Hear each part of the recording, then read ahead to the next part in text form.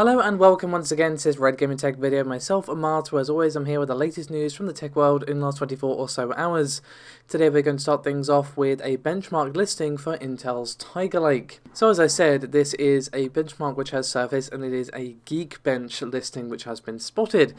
So what we can see here is rather interesting. It is a Tiger Lake Y part with 4 cores and 8 threads and a base frequency of 1.19 GHz. What's really interesting about this listing, however, is it has a significantly altered cache with a 1.280 kilobytes or 1.25 megabytes of L2 cache per core, basically adding 5 megs of total L2 cache. So what is that in plain English, I hear you ask? Basically this means versus its predecessor we are seeing a 400% improvement. Along with the increase of the L2, we also see a 50% L3 cache size to a total of 12 megs. However, if you take the listing, which will be linked below, and add .gb5 onto the end of it, we can see much more details about this listing and what we can see about this processor itself. So what you can see on screen is that this processor is using LPDDR4X, which is low power. So essentially what this means is that this is a mobile level part for Tiger Lake. However, we do see that heavily improved cache. So what would this processor be used for? It's really tough to say. Perhaps it's going to be for a really nice laptop or something else entirely. We just don't know. All I can say is what the benchmark says, which is again that it uses LPDDR4 and you have that fairly low base frequency, and the score as well is only 146 for the single core and 529 for the multi-core score. But let's move from Intel to their nemesis AMD, as we have yet another mindfactory.de report. So this particular segment shouldn't need much introduction because, well, you should be fairly familiar with it by now. But in case you have missed it, basically what we have is the leading digital retailer in Germany, which again is mindfactory.de, and every month the Reddit user by the name of Ingeborg posts the reports for the month, basically showing what the company has been doing against Intel, how well they've been doing with this particular company. And, well, to be honest, AMD have been on an absolute tear versus Intel in this particular area for some time now. But let's start off, shall we, with the number of CPUs sold.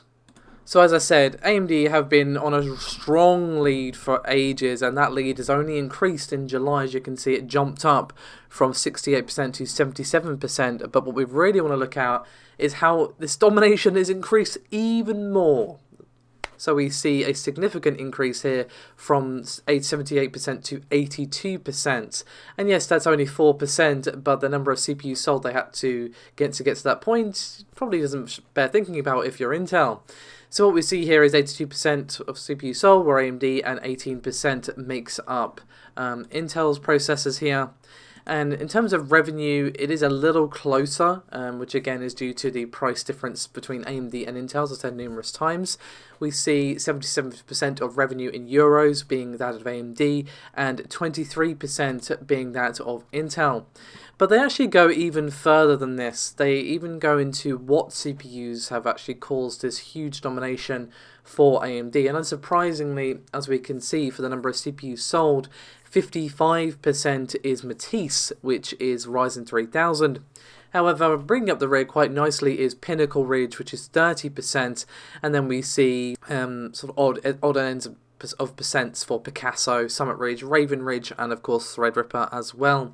As for Intel, unsurprisingly, the large section of the pie that's being eaten up for CPUs sold is for the Coffee Lake refresh. We see 84% of Intel processors sold being that, and 12% being Coffee Lake itself, and we see about 3% for KB Lake and Skylake X respectively.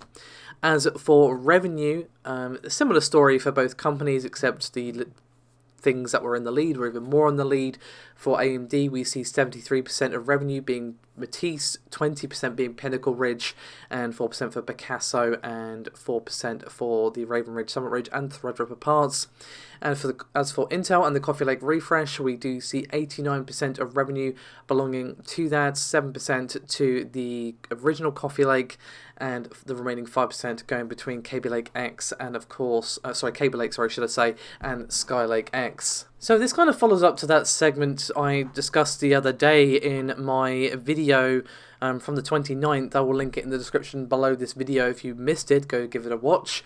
And basically we saw absolute domination there as well outside of this particular retailer. We saw on Amazon.com and .co.uk most of the top 10 and top 20 being filled with Ryzen processors. Obviously we did see a few showings from Intel here and there, but it was a lot of Intel, and there was that recent study as well which basically showed that 60% of Europeans would choose an AMD part for their next build. So it just goes to show that not only are they dominating here, they are dominating elsewhere as well. Now obviously they've still got work to do against Intel. Intel, obviously, well, they're Intel. They were in the lead for a long time, but I am frankly thrilled to see the amount of competitiveness from AMD, because it really has just woken Intel up, and we've seen some genuine competition from both sides, and it has gotten a lot more interesting on the tech side of it, PC gaming side of it. You know, who do you go with? Which one do you choose? And even just watching them trade blows of different products is just fascinating. So really cool to see that they have managed to get even more market share versus Intel at mindfactory.de, and again on Amazon.com and .co.uk, as I discussed the other day.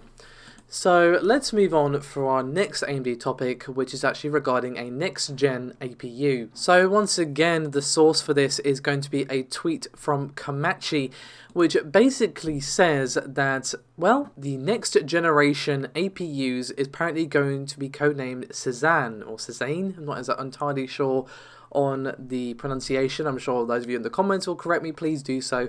I would like to pronounce it correctly in the future if I haven't done so. So this would be a 7nm Plus design, so it's going to be Zen 3, and for those of you wondering who this is named after, because obviously we've seen Matisse, Picasso, Renoir, this one is apparently named after a post-impressionist French painter by the name of Paul Cézanne. That's about all I know, unfortunately. I'm not an art buff. All I know is that's who this is named after. So interesting to see. Unfortunately, we don't really gain much information other than that, just that apparently this is going to be the codename for AMD's next-gen Zen 3 APUs.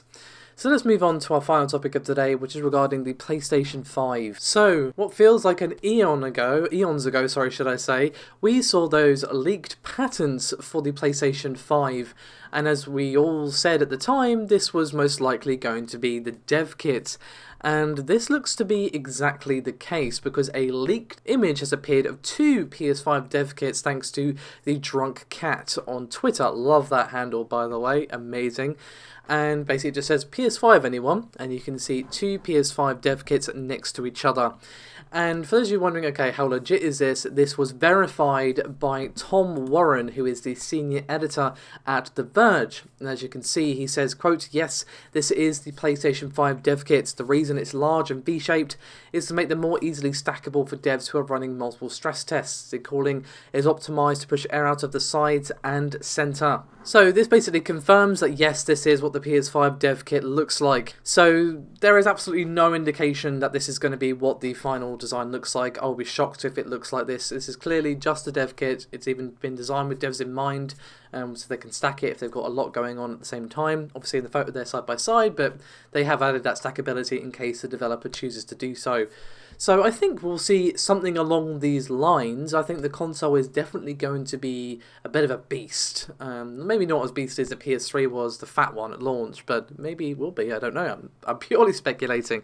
But I still think we will see a fairly largish console simply because the specs of this thing are insane, and it's going to have some pretty impressive cooling. So there's going to be space for the cooling and space for airflow and space for vents and stuff like that. So this is not going to be what the final design looks like, but it might be something like this, something reminiscent of this. I will say, I hope it's not too close to these designs, because I actually think this dev kit looks hideous, but that's just me, you know. When I saw the leak, my reaction was literally, "Thanks, I hate it." Literally, the design is hideous, but it's not meant for consumers. It literally is just, here you go, test it. Let us know what breaks. Let us know if you think it needs X, Y, or Z. You know, if something happens, if something sets on fire, please tell us, that sort of thing. So, I'd love to hear your thoughts on this one, guys. How close do you think we will see the final console look to this? Do you think it will look anything like this? Will it have that, you know, fairly interesting, arguably iconic V, which obviously will be for 5? Maybe we will, maybe we won't. We'll have to see. We can also see a controller on top of it, which looks very, very similar to the DualShock 4. I can't quite tell because the image resolution isn't brilliant, but I think it's slightly thicker in the part we actually hold, but that might just be the light. This might just be a DualShock 4 that someone's plugged in. It's really hard to say. From the patterns, if they're true, the PS5 controller is not going to be worlds apart from the PS4, but obviously those are patterns, doesn't necessarily make them true, and yeah, not much to speculate on there, unfortunately. So, that is me done for this video. Thank you so much for watching. As always, your support is highly appreciated. Do remember to like and subscribe if you haven't done so already. It's helped out a great deal. And I'll see you next time. Bye-bye.